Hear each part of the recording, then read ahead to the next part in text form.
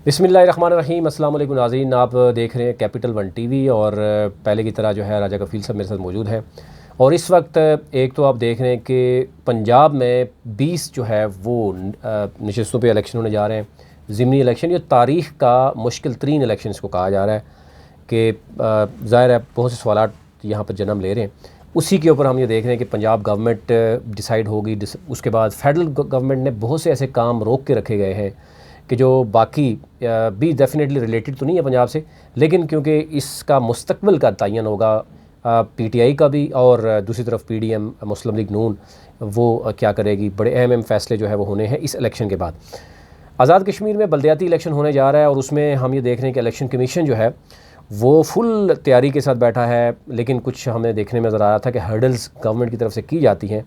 ज़ाहिर है हर गवर्नमेंट आने वाली ब्यूरोक्रेसी के साथ मिलकर कोशिश की जाती है। एमएलएस भी नहीं चाहते कि उनके जो ग्रास रूट लेवल पर इलेक्शन हो या गली महल्ले की सियासत से वो निकलना नहीं चाह रहे।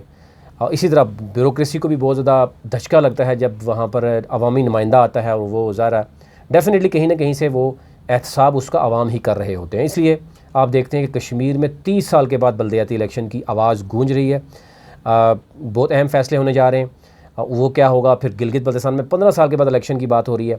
और बाकी आपने देखा ही होगा कि कोई भी गवर्नमेंट आती है तो इलेक्शन कमीशन या सुप्रीम कोर्ट ही इलेक्शन करवा रही होती है। यही सूरत हाल हमें कश्मीर में भी नज़र आती है। पहले अदालत ने फैसला दिया कि अगस्त में होने हैं, उसके बाद इलेक्शन कमीशन ने तैयारी कर ली, गवर्नमेंट जो है फंडिंग देने से कासर रही। इस पर हम बात करेंगे। सब बहुत शुक्रिया आपका। आपने देखा है कि गुज़िश्ता 30 साल एक बहुत बड़ा, यानी हमारे जितने जो नौजवान हैं इन्होंने, इसका मतलब है कि उन्होंने तो देखा ही नहीं है कश्मीर में बल्दियाती इलेक्शन, जिसको नर्सरी कहते हैं जमहूरियत की। तो पूरी दुनिया की हम एग्जांपल तो देते हैं, हर बात में कंपेयर करते हैं, तो जो बेसिक है उसको तो हमने कभी किया नहीं। दूसरा ये बताइएगा कि जो हर्डल्स थी वो किस हद तक हुई हैं, आप भी इस हवाले से बात भी हुई। बिस्मिल्लाहिर्रहमानिर्रहीम। बिल्कुल आपने बजा फरमाया कि जो आज़ाद कश्मीर में जो बल्दियाती इलेक्शन आखिरी 1991 में हुए थे, तो 1996 में इलेक्शन शेड्यूल भी जारी हुआ, कागजात नामजदी भी जमा हुए और एन मौके पर इस इलेक्शन उस वक्त 1996 के इलेक्शन को मुलतवी किया गया। और मुलतवी होने वाले इलेक्शन 2022 तक न हो सके। तमाम हुकूमतों ने इस दौरान यहाँ इस्लामाबाद में हुकूमत तब्दील होती रही, आज़ाद कश्मीर में जमहूरी सिस्टम चलता रहा। हाँ, इस्लामाबाद में कोई भी हुकूमत हो, लेकिन आज़ाद कश्मीर का निज़ाम जो है ना वो डिरेल नहीं हुआ। लेकिन अफसोसनाक बात यह है कि यहाँ इस्लामाबाद में परवेज़ मुशर्रफ के दौरे हुकूमत में भी इलेक्शन हुए, बल्दियाती एक नया कानून आया, और लेकिन आज़ाद कश्मीर के लोग उस नए कानून या उस नए मौके से भी वो फ़ायदा ना उठा सके या उनको मौका नहीं दिया गया। एक ये जो अभी जो आज़ाद कश्मीर सुप्रीम कोर्ट ने एक तारीख़ी फ़ैसला दिया, फिर हाई कोर्ट ने, फिर सुप्रीम कोर्ट ने तारीख़ी फ़ैसला, अभी हुकूमत फिर सुप्रीम कोर्ट में गई मोहलत लेने की, लेकिन सुप्रीम कोर्ट ने बिल्कुल इनकार किया कि किसी सूरत इलेक्शन जो है ना अगस्त में ही हो। जो सुप्रीम कोर्ट का फ़ैसला है उस पर फौरी तौर पर अमल होना चाहिए। ये खुशंद बात है और आज़ाद कश्मीर के अवाम अदालत उज़्मा के मशकूर भी हैं कि उन्होंने अब ये इसको अपने ज़िम्मा लिया और अब इस पर अमल दरामद का वक्त है। तो बिल्कुल आज भी हमारे जो इलेक्शन कमीशन के मेंबर हैं, मतलब जफ़र अली मीर साहब से बात हुई है, और इस तरह के साथ जो chief election commissioner justice Rashid Salaria साहब भी, वो बिल्कुल इलेक्शन कमीशन जो आज़ाद कश्मीर है वो बिल्कुल तैयारी में है। हुकूमत ने भी उनके साथ वादा किया है और मंडे को उनको 30 करोड़ रुपये जारी हो जाएंगे और बकिया जो रकम है वो भी उनको यानी रिलीज़ हो जाएगी। लेकिन सबसे अहम बात यह है साथी साहब कि जो आज़ाद कश्मीर में इलेक्शन अभी ये फ़ैसला होना बाकी है, क्या ये इलेक्शन जमाती बुनियादी पे होंगे या गैर जमाती बुनियादों पे होंगे। तो अगर ये गैर जमाती भी हों, अगर हों, ऐलान होता भी है, फिर भी क्योंकि आज़ाद कश्मीर सियासी जमातें हैं, अपना रोल है, तो हर जमात अपना उम्मीदवार होता है, वो ऐलान के बावजूद वो आप यूँ कहें यानी जमाती भी हो, तो हम यही कहेंगे बिल्कुल जमाती बुनियादी पे होने चाहिए। लोगों को नीचे यानी ग्रास रूट लेवल पे नीचे जो सियासी कारकन हैं, तो हम सियासी जमातों को कारकन हैं, वहाँ उनका मौका मिलना चाहिए। असल बात ये सवाल क्यों पैदा हो रहा है कि गैर यानी सियासी होने चाहिए या सियासी होने चाहिए? असल बात यह है कि हुकूमत को इस वक्त जो आज़ाद कश्मीर पीटीआई की हुकूमत है उसको ख़तरा है कि आगे जो मौजूदा इलेक्शन या यानी जो इस्लामाबाद में हुकूमत तब्दील हुई है, इस्लामाबाद में पीटीआई की हुकूमत अब नहीं है, और उनको ख़तरा है कि अगर ऐसा ना हो कि बल्दियाती इलेक्शन हो जाएँ और PTI Azad Kashmir clean board हो जाए और वो आज़ाद कश्मीर में बुरी तरह के साथ इसमें जब पिट जाए, तो ज़ाहिर है फिर हुकूमत का जवाजियत ख़त्म हो जाती है। तो लेकिन जो हालात हैं हैं इस वक्त सती साहब आज़ाद कश्मीर मौजूदा जो हुकूमत है PTI की, और 1 साल होने को है हुकूमत को, और जो पिछली 8 माह गुजारे कयूम नियाज़ी साहब ने, तो वहाँ भी धड़ेबंदी में रहे, और अभी जो मौजूदा वज़ीर-ए-आज़म तनवीर इलियास साहब हैं 2 माह से ज़्यादा इनको अरसा हो गया है, अभी बिल्कुल वही धड़ेबंदी है। वो अपने अपने ग्रुप में छोटे छोटे इशूज़ पर हुक्मरान आपस में लड़ रहे हैं। तो वो जो एक जो लोगों को उम्मीद थी तनवीर इलियास साहब से, लोगों की तवक्कात थी कि शायद वो बेहतर डिलीवर कर पाएंगे, जो पिछला वज़ीर-ए-आज़म साहब शायद उससे बेहतर परफॉर्म करेंगे, लेकिन अफसोसनाक बात यह है कि यानी मौजूदा जो हुकूमत है, नई हुकूमत भी है, ये भी उस तरह आवाम की तवक्कात पे पूरे नहीं हो सकते। मौजूदा वज़ीर-ए-आज़म यानी दस्तयाब ही नहीं है हुकूमती अमूर के लिए। तो यानी ज़ाहिर ये वो यानी सारी चीज़ें अगर ऐसे हालात में बल्दियाती इलेक्शन होते हैं तो ज़रा PTI के लिए कोई हालात साजगार नहीं है।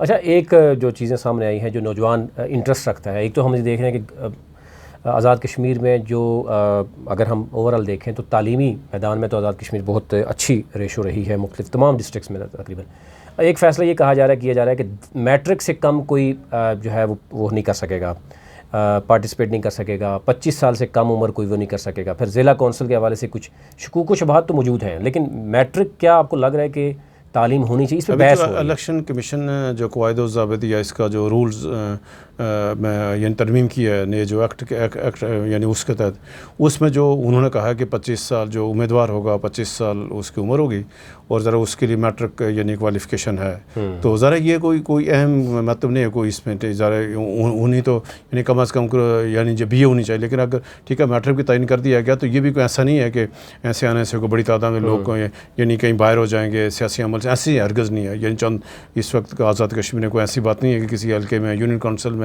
या किसी गाँव में इस तरह का हो कि वहाँ यानी कोई खला पैदा हो जाए, कोई लोग यानी पढ़े लिखे नहीं। ये अच्छी बात है कि जो इलेक्शन कमीशन है इसमें सबसे अहम बात यह है कि अभी जो यानी तय होना है कि जो अगर ऐलान हो जाए फौरी तौर पर जो शेड्यूल है, इलेक्शन कमीशन ने 3 मराइल में डिवीज़न की सतह पर इलेक्शन कमीशन ने हुकूमत आज़ाद कश्मीर को तजवीज़ दी है। वो 20 अगस्त को, 25 अगस्त को, 30 अगस्त को इलेक्शन कराना चाहती है।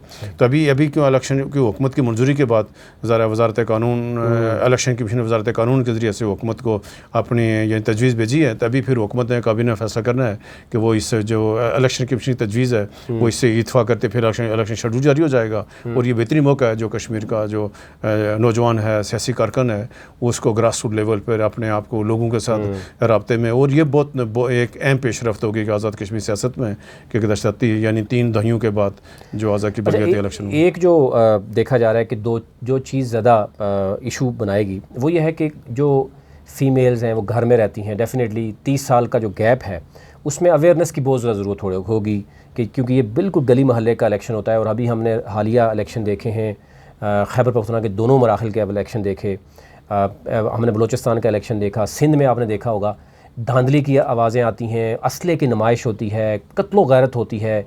और ये कहा जा रहा है कि गली महल्ले की, आपको बताया कि बिल्कुल गली महल्ले की जब सियासत शुरू होती है तो उसमें बहुत सी चीज़ें अपने रिश्तेदार तक किए जाता है, तो उसमें अवेयरनेस और ये क्रिएट करनी पड़ेगी। सती साहब देखें अभी आज़ाद कश्मीर के अवाम अभी इलेक्शन प्रोसेस से गुजरे हैं। यानी 25 जुलाई 2021 को इलेक्शन हुए थे, उस वक्त अभी यानी अभी तो यानी 1 साल हुआ है। बिल्कुल। तो वो लोग ये पहले से एक्टिव हैं, सियासी कारकुन एक्टिव हैं। और जो सबसे अहम बात यह है कि ये जो बल्दियाती इलेक्शन होगा, क्योंकि बिल्कुल ये ग्रास रूट लेवल पे होगा, और जो यानी गाँव की सतह पर, वार्ड की सतह पर जो आवाम ने अपना नुमाइंदा मुंतखब करना है, तो आज़ाद कश्मीर में यह है कि इसमें जब वार्ड की सतह पर आएगी तो ज़्यादा फिर बरादरियों का मसला भी नहीं होता। अगर आप यानी आज़ाद कश्मीर जनरल इलेक्शन को देखें तो ये एक आम यानी तासर है कि वहाँ बरादरियों की सियासत है, और वहाँ यानी जिस इस्लामाबाद की यानी हुक्मरान पार्टी का जिस यानी टिकट जिस बड़ी बरादरी के पास होगा तो वही इलेक्शन में जाएगा, वही जीतेगा। और बिल्कुल ये यानी ये उससे मुख्तलिफ है, क्योंकि ज़रा ये उसकी वार्ड के सतह पर इलेक्शन होना है, तो ज़रा एक ही बरादरी के लोगों ने वहाँ आपस में मुकाबला होगा उनका। तो एक अच्छी बात है, ज़रा लोग आएंगे नीचे से और लोगों के कामकाज में आसानी हो जाएगी वेतन। लेकिन जो आपने इंट्रो में यानी कल जो पाकिस्तान के ज़मीनी इलेक्शन हो रहे हैं पंजाब में 20 नशिस्तों पे, तो सती साहब ये यानी अब तक जो आदाद शुमार हैं या जो यानी तज्जियात आए हैं, जो इन हलकों से जो रिपोर्टें आई हैं, उसमें बिल्कुल क्लियर है कि जो मुस्लिम नून है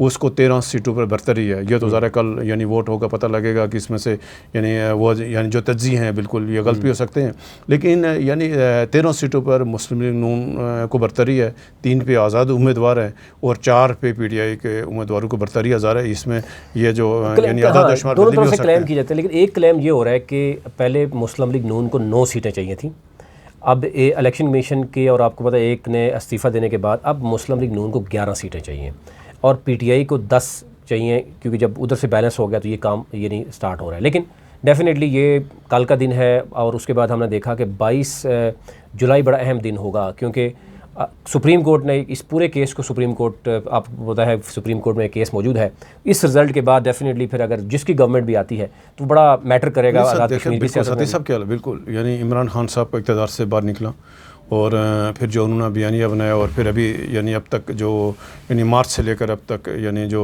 जुलाई तक जो इमरान खान साहब ने अवाम के वो के पास जो नज़रिया लेकर गए हैं, जो बयानिया लेकर गए हैं, उसको उस तरह के साथ यानी तक़वीत नहीं वो नहीं मिल सकी है जिस तरह के साथ अभी वो ये नहीं करें। देखो एक सवाल, अगर वो ये नहीं करे हैं कि अदारे गैर जनमदार हों या वो जाकर यहाँ जमहूरियत इस्तेकाम है, तमाम यानी अदारे अपनी अपनी आइनी हदूद में रहें, सुप्रीम कोर्ट अपनी हदूद में रहे, जो अदारे हैं फ़ौज अपनी हदूद में रहे, इस्टेब्लिशमेंट अपनी, वो ये नहीं करें।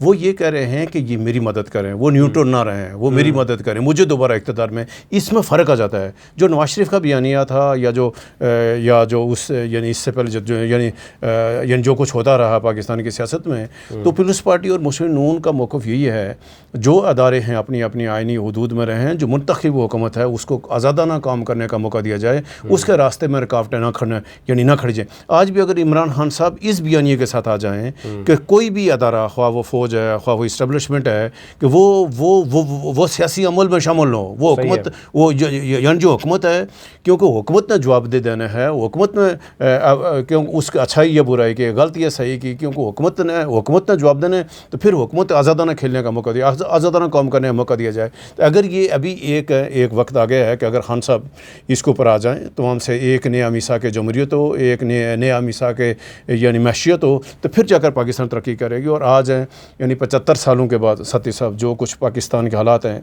आज तमाम तर कोशिश के बावजूद जो $1 210 रुपये का है, तो पाकिस्तान तमाशा बना हुआ है आलमी बरादरी में, जहाँ आलमी लोग यानी दुनिया के जो यानी ताकतवर ममालिक हैं, तो वो हमारा मजाक उड़ा रहे हैं। तो अब वक्त आ गया है कि तमाम अदारों के, तमाम सियासी जमातों को हमें कम अज़ कम 1-2 पॉइंट पे इत्फाक करके पाकिस्तान के बारे में सोचना। अगर हम पाकिस्तान के बारे में नहीं सोचेंगे तो खुदा ना ख्वास्ता कोई हादसा हो जाए, फिर मुश्किल पेश। राय साहब, यही सूरत-ए-हाल हमें नज़र आती है। दूसरा जो बयानिया है वो यही है कि 3.5 साल अगर PTI ने गवर्नमेंट की तो आप तकरीबन 6 माह या साल उनको मज़ीद करने देते, तो शायद उनको नए बयानिया की ज़रूरत ना पड़ती और एक तसलसल रहता। लेकिन ज़ाहिर है उसमें दोनों तरफ से अपने अपने बयानिए लेके वो गवर्नमेंट जा रही है। अब देखना ये होगा, कल फैसला होगा। आवाम ने जिसको, ये बात आपकी ठीक है कि हर पॉलिटिकल पार्टी की ये ख्वाहिश होनी चाहिए कि वो बग़ैर किसी मदद के, वो इस्टेब्लिशमेंट की हो या किसी और इदारे की हो, वो बग़ैर किसी के सीधा आवाम का वोट की उनको जो है ना, वो वोट आवाम की वोट को इज़्ज़त देना चाहिए और उसी को जो है उसका फ़ैसला आना चाहिए। जिसको भी आवाम जो है वो वोट देती है उसी की हुकूमत होना चाहिए। अभी तक लेते ही अपना अपने मुल्क का ख्याल रखिए। रहने के बाद